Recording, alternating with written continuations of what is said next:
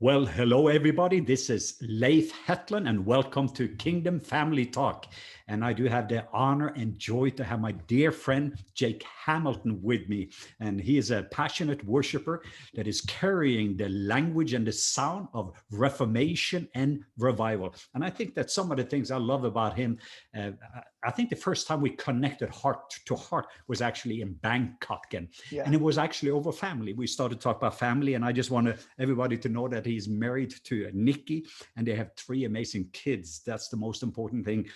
Geneva Justice, Ezra, and Judah. He's a family man. So I don't want to talk about his assignment, what he does. I want to focus a little bit more who he is. But he is one of those people that changes environments because of the environment that he carries. But for me, he is a dear, dear friend. So thank you so much for taking this time, especially my season of mourning. You give me a smile on my face just seeing you, Jay. Thank you. Leif, I love you. And I know how much you're fighting for family. And so to be in the midst of the season you're in, still talking about it and still fighting for it is one of the most beautiful things that you can offer the Lord. Anybody can do it in a season where everything's working out, but it's another to be in the grieving and know that resurrection is still possible in the heart and in the soul and in the family. So I just I bless you guys. I love you a ton. And I'm really glad for knowing you. I've benefited a lot from being close to you and your family, and your friendship means a lot to me. Thank you so much. Tell me I just wanted to hear a little bit about you and Nikki and the family in the middle of this last chaotic 18-month season. How has that been for you? Well, it's been, honestly, I had COVID in January, so that was awful. I had it pretty bad because it caught me in the middle of fasting, which doesn't do great for the immune system. So I had it pretty rough. But the rest of the year, with the kids being home and us being able to be real intentional. So we had set up our lives for the last 5 years to be home and be focused and give the teenage years our lives to our teenagers. You know, we really wanted to make sure that these last handful of years we get with them through high school. Like Geneva is now 17.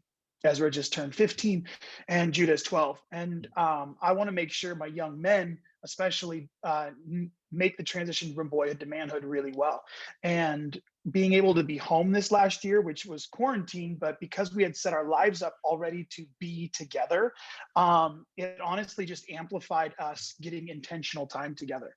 So it was really, really beautiful for us to kind of be focused as a family to relationship building. It was just super intentional, really hard because our lives, it was a lot of change for a ton of people and a lot of loss and a lot of pain, and everybody has opinions. So it's like you're navigating 1,000 things, but in the midst of it, we kind of just said, hey, enough of the noise. Like, if we're going to get this time together, if God's going to allow us to be this focused and intentional, we don't want to miss 1 minute of it. So we've been really, really focused on family for this last sort of season, this last year and a half, really. It's been super intentional. Yeah, I was just thinking about the journey where we were in Bangkok together. I know a lot of the people that are listening or watching know you on the stage, almost a roaring lion. Of course, you have a song even in regard to that. And then I met you as a lamb in a hotel room going through both some brokenness, vulnerability. And I feel that that's often where we connect, including you now with me in this season, where it is wilderness. It's when we have a limp. It's in the middle of some of our weakness, and we've all gone through some of that. So could you just share a little bit about some of your journey? Because I know all over the place right now, I know that there's so many different people right now. They just need some fresh food in the middle of their wilderness. Yeah, I mean, honestly, we have a big message we've carried connected to family was choosing suffering, like actually not being afraid of the suffering, not being afraid. We talk a lot about the fact that everybody wants resurrection, everybody wants revival, but nobody wants to walk through the grave. Nobody wants to walk through the reformation that it's going to take in order to carry revival long term. Like, if there's not a reformation, then we're not going to be able to see revival carried long term the way we desire for it to be carried and the way I believe Jesus wants us to carry it. And for us, we were handed that. My daughter was born with cerebral palsy, and that immediately I had planted a church when I was 19. So it's a big old long story. Planted a church out of a Baptist church when we were 19, planted a house of prayer. But in the middle of all this stuff, my daughter being diagnosed with cerebral palsy and walking the journey of of pain and loss and suffering and knowing how to care, and not just like, okay, God, I'm just going to receive it and don't worry, everything works out. I think that's what turns a lot of people off from the church, to be honest with you. I think long term is that we end up feeling like we have to candy coat everything to make sure, as long as we know we're suffering, but he's still good. Like if I have to qualify, I will say it this way. I will always know my son is lying if he has to qualify the truth he's telling me with a nice silver lining or a candy coating. You know what That's I mean? good. It's like, I don't need the candy coating. Just tell me it sucks. Tell me it's really hard. Tell me it's not working out and you don't have any answers. Just give me that. And I think that's been our journey. Is like, we don't have any answers. We don't know all the whys. And we as a people, as a family, with our daughter, have walked that out. Even me and my wife in our journey have to experience that relational friction on a consistent basis and still choose each other. And I think that really is like us as a church going, hey, we don't know what's going on. We're not quite sure how this is going to shake out. But hey, Leif, if you need something, I'm here for you. Like we have a connection. And I think people leaning and knowing who those connections are in the midst of their everyday life is where hope is really going to be birthed. People who actually know how to show up for one another when it gets tough is actually where we see Jesus manifest the most. So beautiful. What would you say, because I know you're using music is one of your giftings, to be able also bringing healing to people's life in the middle of this season. And part of the reason what we're talking about now, let me just give it quickly the background. I about 2 years ago, I was invited to go to a large Baptist church, and the leadership just asked me to come and have a meeting with them. And I didn't realize I just got tightened in my chest, could hardly sleep for 2 years, two nights, excuse me. And I was just tight and could hardly breathe. And I didn't know what was going on. And I had been treated 3 times for PTSD because of some of the horrific things from Congo, Sudan, Pakistan. So I knew the PTSD. And suddenly I realized, no, this is, I don't know where, PTCD. It was the same symptoms that I had. And I didn't realize that it was 20 years earlier that we had been crucified by Christians. And we had this horrific experience, kind of a divorce in the church. And you have to choose between a mom and dad. And we were there and lost our friends. We lost everything. It was such a grief and loss, probably one of the most difficult things my wife and I and our family went through, and the pain of that. But I didn't realize, because since I knew the symptoms of post-traumatic stress disorder, I also know it was the same symptoms I had. And then I went and got some help to just be able to help me to deal with some of those things. And the place actually didn't come there to beat me or crucify me. They were there to bless me. It was totally opposite, but I went with a lie for a couple of days. So that's kind of the background of why and then a few weeks ago when I was in Louisiana, I felt this glory and presence and healing. And then suddenly the leadership, something came in and people got crippled by this thing. And I realized PTCD, post-traumatic stress disorder. So I asked that Sunday, I said to these people, hey, how many of you have been traumatized? I didn't say just be hurt by church, all of those. Trauma. I describe what PTSD is. 70% of the people there has been traumatized. People have been raped by youth pastors. I mean, the stories that came out, I started to minister, and I realized, wow, I need to address this. We need to get healing. People need to be healed. Pastors need to be healed from church member need to be healed.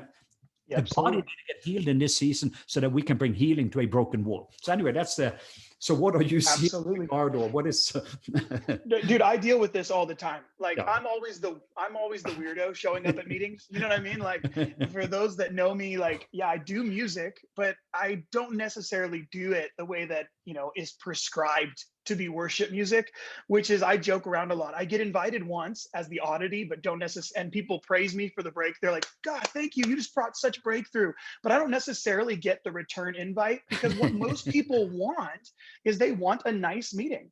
They want a really nice meeting. And the truth is, when there's a shaking that takes place in sort of like normal church culture, what you were experiencing is all of a sudden it brings up all that stuff that was traumatizing about because I think the core issue, we could talk about abuse in the church. We can talk about molestations in the church. We can talk about all those things. I get that those things exist at a very base level.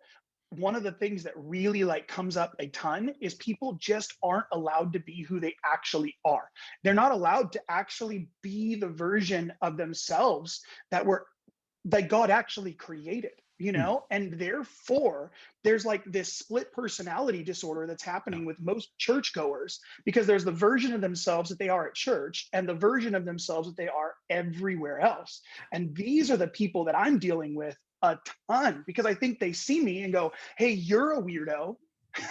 You don't quite fit in. I can talk to you. You feel safe. And so I get stories of people that have been massively wounded by the church for years and years and years. And the music portion of what have been doing allows them the space to ask the questions that nobody else is allowing them to ask, so that they can see things that they've never really seen before. And that to me has been like a huge place of where I could bring healing, because I can go, yeah, I've experienced that. I mean, Mm. I've been rejected a ton by the church. Yeah. I mean, I have a ton of pain for it. I've been massively wounded by the way people have treated me or talked about me behind my back, like Mm. massive leaders, because they all want me to show up, but then they're not going to give me the same ability to lead the way that they're going to give somebody else who's a big name. You know what I mean? Because I'm the oddity, I'm the weirdo, Mm. And I think that's how most people feel in the body, is they feel like the oddity or the weirdo, and nobody's having the space to even address, hey, like, how has this hurt you or affected you? Do you feel like you can really be yourself here in the church? Like, is this who you actually are? Or are Mm. you bringing a Christian version of yourself to this space in order to appease leaders or the people around you? Wow. I think, I mean, I struggle with, I'm honest with you, I struggle with that myself, because there is constantly a high level of expectancy, and you go to different settings, and Yep. the version they want of me, it's like, also, we want you to talk about what you just did in Pakistan. Yeah. And I'm like, do you really? Which version, which version do you want? So I do know it's Yeah. kind of you cannot serve what is in there, not because you do not love them, but you realize the very thing, including just this last weekend. I mean, they were very nice and kind and loving. It's my family, but I just, again, there's certain things I cannot Right. share, because, again, I realized that it's probably not going to benefit them or me in the long run. It's Right. like, so Right. I've wrestled with it as well as I try to wrestle to be the same person that you see if you go with me to the Middle East, or that I'm on the stage, Right. that you meet with me in person, or in a hotel room, or in my home. Right. When that's what you can ask my wife and my kids, and sometimes I don't like it, the person. That's why I feel like, even in this season, that even as the Father loves me, and he's not impressed by my successes nor my failures, but he Right. loves me as a son. And I have to Right. get back. That's why it was so difficult for this. For me, it's been a test. I feel like an orphan to say, I know Papa God is my father, but Right. naturally I'm needed to live as a son. And Right. that's been my safety net every day. As long as I have that sonship, Right. I feel safe. Then I can be friends and stewardship and apostleship and all the other ships. But the dangers, Right. people want my apostleships. They want that 1 million Muslim, or they want the signs, wonders, and miracle. And what I'm coming with is the lamb, when they want this. And so I've wrestled with that Well, myself. there is a massive expectation of the body of Christ at this point to be a massive show. Yeah. This is a massive show. And in all honesty, like, I mean, we've talked about this before. I'm like, once money and once fame and once influence and celebrity start showing up at the door of the church, we are going to lose the heart of the body of Christ, because we can't, that doesn't on it. Being a son doesn't always sell tickets. Being a child of God laid out before him is not very sexy all the time. It's not necessarily going to sell conference seats, and it's not necessarily going to fill stadiums, but it actually is what the world needs at this point. They want to see real people going through real stuff. Like, that's why this grieving process is so important, because, again, as people see you going through that, they see you've carried this message of fatherhood, and you just lost a dad. How can you not weep and be broken over that reality? Like, and people seeing that go, that is what I need. I need to know it's okay to mourn and grieve and feel lost and confused and heartbroken, because I've experienced that. I want to know that it's okay to do that. And Leif, you do that better than most. I'll never forget Bangkok. We had a great time in the hotel room, but you remember what stuck out to me is you holding a little boy on the front of that stage when everybody else was wanting their hands to be laid on them, and all you're doing is holding a little child who's handicapped and can't get anywhere, and you just held him and held him and held him and held him. You weren't praying. Oh, maybe you were. All I saw was a dad loving a little kid.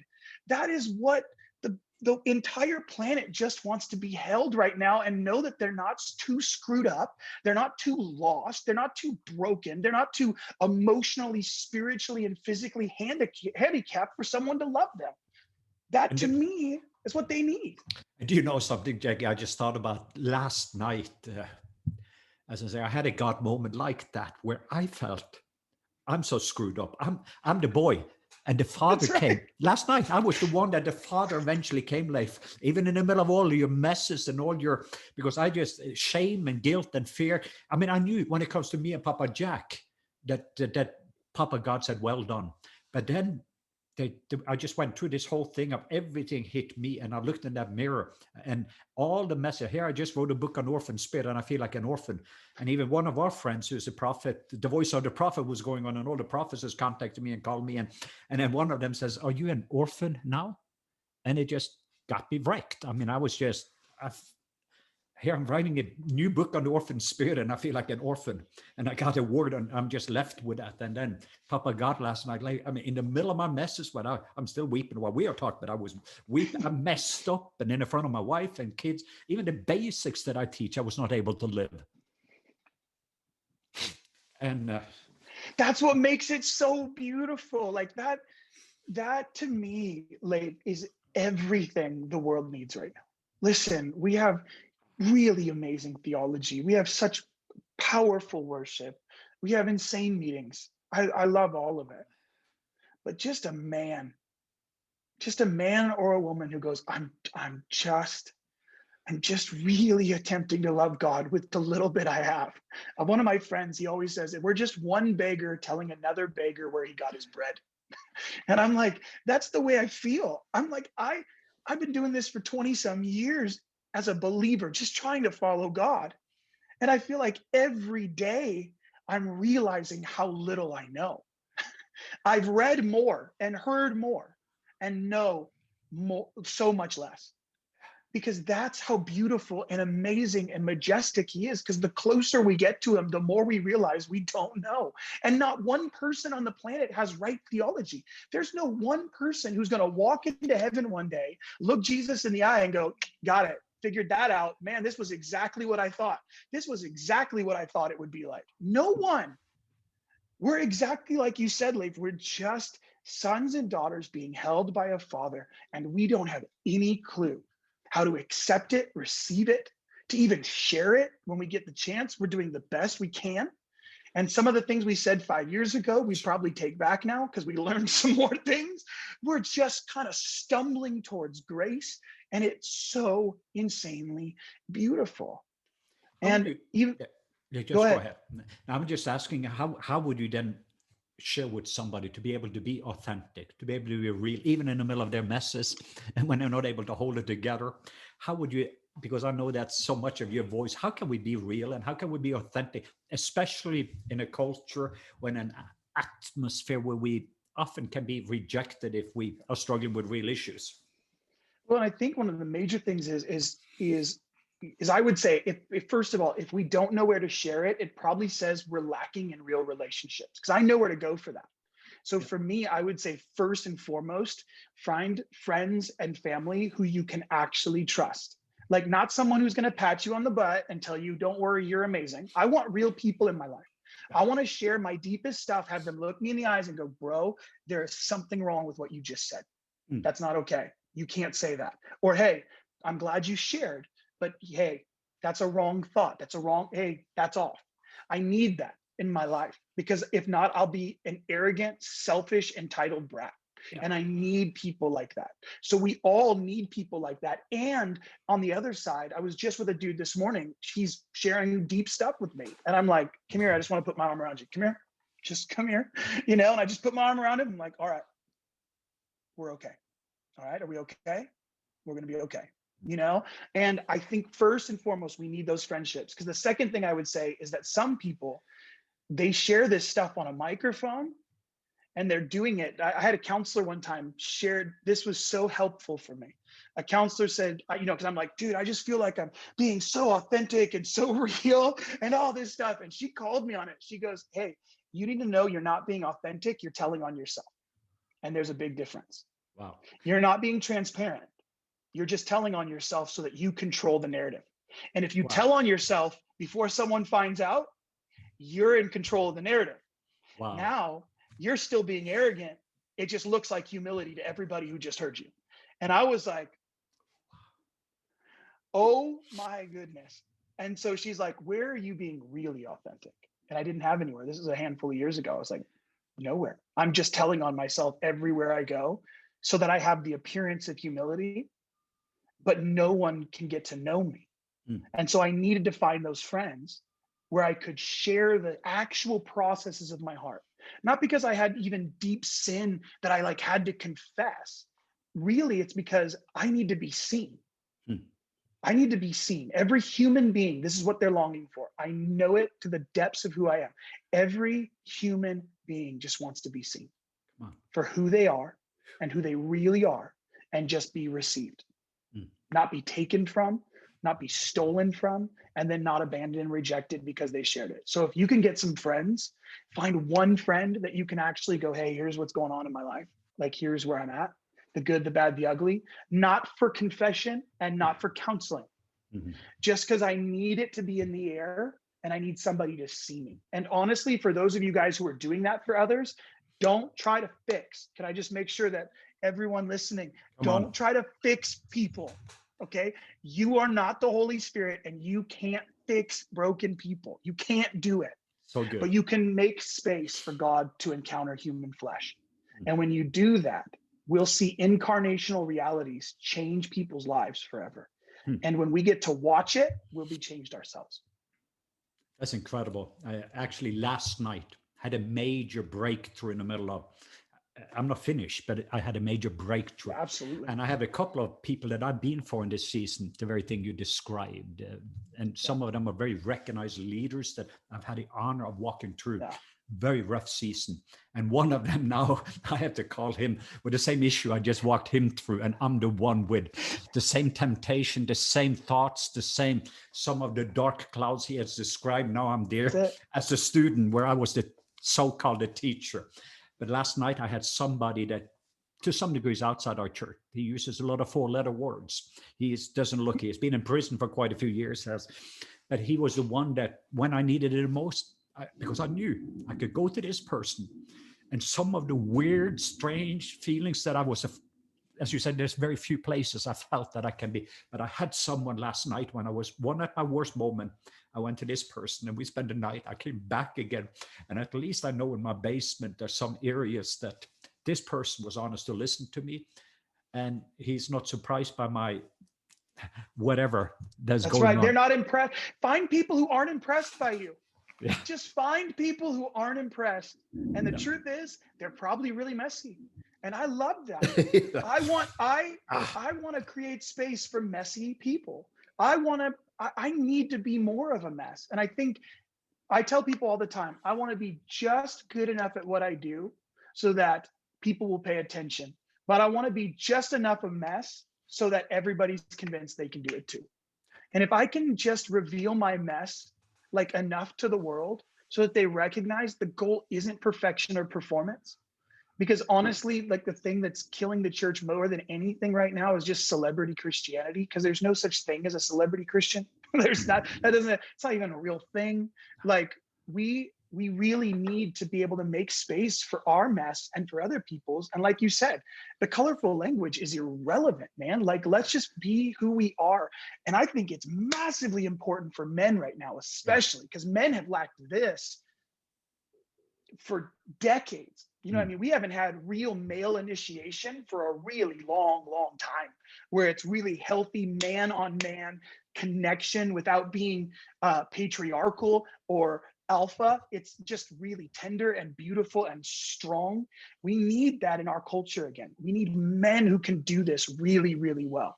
I was just thinking about, I have a friend of mine and some of them know my story. In 2005, I was in a treatment center and they have something called a 12 steps program. And I have a friend of mine that is part of a 12-step program. But what I love about step number one is like, let's get down to it here. Okay, first of all, I realize I have a mess that is much greater than myself, and there's nothing I can do about the mess. That's it. There's a power greater than my mess, and I'm willing, when I recognize my mess, to surrender. Step number three, now I'm surrendering. But step number four, I'm willing to go to sexually every area of my life and making a list of everything that in my life that are mess. And step number five, I find somebody that I can sit down with, and I, not just before God, but finding peace with God and peace with myself. I choose somebody I can be authentic with, a sponsor, and the list goes through. And eventually, by the time they get to step number 12, now I find somebody else to help in the same way I've been helped. And I was thinking, I learned that in a treatment center in California with opiates addiction, the 12-step program. And I thought, wow, what if we just brought some of that? Like, some of these guys are real when they're meeting together. They've recognized this is what I am, and here's the next thing. This is who God is. I need God, and I need you, and I'm willing to whatever it takes because I have a disease. And there's a book written by Richard Rohr called Breathing Underwater, where he actually walks through the 12-step program from a biblical lens and encourages like people to walk through this reality. And because the biggest reality, like you're saying, is recognizing, I mean, that's how I know we're in a reformation right now, because Renaissance leads to reformation. I know we're in it right now. We're seeing it. And the thing that has to happen first is a Copernican revolution. Copernicum says, hey, listen, the planets and the sun don't orbit around the earth. We orbit around the sun. We are not the center of the universe. And that first reality in the 12-step program of going, I am not the center of the entire thing, is what's happening in the body right now. And that is traumatizing for people who think they're the center of the universe. The church is supposed to be about me. Worship is supposed to be about me. Prayer is about me. Meetings are about me. Relationships are all about me. Marriage is about me. Having kids is about, it's all about me. It's all about me. It's all about me. It's all about me. And that is being destroyed right now globally. And that is super traumatic when you are taken out of the center and God reveals himself as the center of all things again. And when we start seeing that, Leif, like what you're talking about in that 12 steps, when Jesus Christ is put back on the throne and the center of all things again, that's how it changes. And we're confused by what's happening when what's happening is global dethroning of every idol that we have ever put on a throne that is not Jesus is being dethroned. It's Genesis 1. Genesis 1 is profound because in the era it was written, they worshiped the sun. They worshiped the moon. They worshiped creation. And the beginning of the Bible is written. In the beginning, God created. Don't stop worshiping the sun. He created it. Stop worshiping the moon. He created it. Stop worshiping creation. He created it. He's dethroning everything and saying, put me back on the throne again. You want to get this thing right? Yes, I know you were hurt. Yes, I know you had trauma. Yes, I know that was painful. I'm not belittling it. But when you put me on the throne, you'll have someone to hold you as you're walking through it. I'm not trying to get you delivered from it. I'm trying to integrate your story fully so that your pain becomes a promise because of the process, not despite it. So good. Tell me something, because I know that our time is running out here. This is so exciting, but what do you have in a sense of, I just wanted for people to connect to you, any of the resources and tools. I just know who you are. I know your special sauce, and I want all of our Kingdom Family movement to be able to tap into some of the things that you have. So share, how can people get in touch with you? What do you have here that can add value to people's lives that are out there? I appreciate it. I honestly, all that's out there right now is my music, and there's plenty of it to digest right now. But pay attention over the next couple months. You can pay attention to the website, social media stuff. I've been off social media for a good chunk of time, just because I felt like I needed to restructure my thought process when it comes to things like this. And we're going to be releasing a bunch of stuff really soon. So I'll be releasing a song a month starting next month. So there's a lot of new music coming. There's a lot of resources and videos we're going to start releasing on some of these topics: Reformation, Renaissance, revival, male initiation. I just feel a real call right now. We're going to actually start something called The Fight. You'll see probably some stuff come out right now, and I'm going to just focus all my guns on getting men initiated. Come on. Like I really, really, really believe with my whole heart that if we're going to change family, and change the world, that I have to get a hold of men again, and they have to know their proper place in created order as servants of all. And we lead from a place of servanthood with Jesus as our model. So we're launching something called Fight, and we're going to probably do 2 weekends towards the end of this year, so that men could come and we can gather together for a weekend and say, hey, let's get associated with the man Jesus as the model of manhood for how we're going to live this out, serve our families, serve our communities, and serve the world as a whole. And so those are the sort of things that are coming down the pipe. But if you guys want to keep checking out the website, keep watching some stuff over the next few weeks, we're going to start releasing a handful of things. Make sure, Jake, that when you're getting a little bit closer, send it to us, because I want to make sure, using our social media, but also we have a beautiful family around the world. And I seriously do want your voice to be able to add value to us. And I just saw that picture. It's interesting, even before you said that vision, I just heard the word David's mighty men. And I saw the cave of Adullam. I don't know, but I saw that before you said it. But I saw these men was coming, and they were depressed, defeated. I mean, it was like these 4 Ds, but they came there to this cave. And what has happened, they had lost their identity, they've lost their value, and they lost their dream. And I felt that this was part of the assignments to restore people's identity. And then people have been devalued, and they devalue themselves because they didn't see their value. The second thing that David did, he restored their value to each one of them. And the third, he helped them to dream again. And I just felt that this whole thing of getting people, then they're coming into the cave of Adullam, but they're going to leave there and go to Hebron, to the mountain where it is no longer about themselves. In Hebron, you're moving from convenient and contractual relationship in Adullam to covenant relationship in Hebron, and they get to be part of the family of men, accountability and covenant and all of that. So that stirred in my spirit right before you started to say all of those things. So that's why I started saying that, wow, this is exciting. And I hope that I have a chance to be one of those that comes to the cave of Adullam with you, with a bunch of guys that we can, because I miss that. That's one of the things that, like, I have a small group of men in my life that the very thing that we can be raw and real. And I appreciate that about you. You've always been very open, raw, real from the first time I met you. And that gives me a chance to, we don't need to take 50. There's been a long time since we've talked, but right away, I could be weak. I could be vulnerable. You can see the lamb and it's bleeding, and I can be that way with you. And I know so many other people are looking for people that we can just open up. And there's times when you need it. There's times when I need it. And there's all these guys out there that's needing it in this season. Could you just pray for us and just bless the people, especially in this season, and just release whatever you're sensing over us. And then I'm going to make sure that people know how to connect with you. And wow.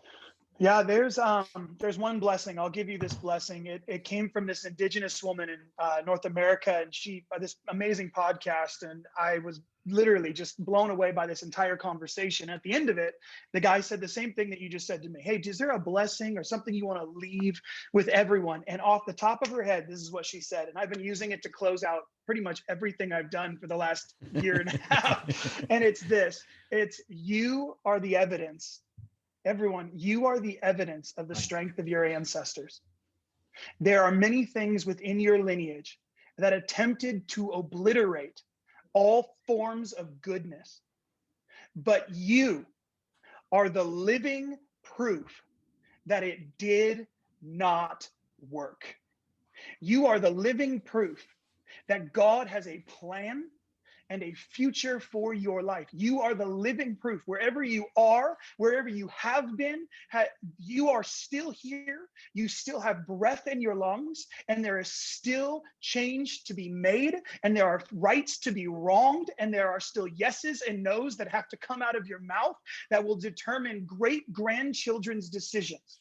And you are not dead yet.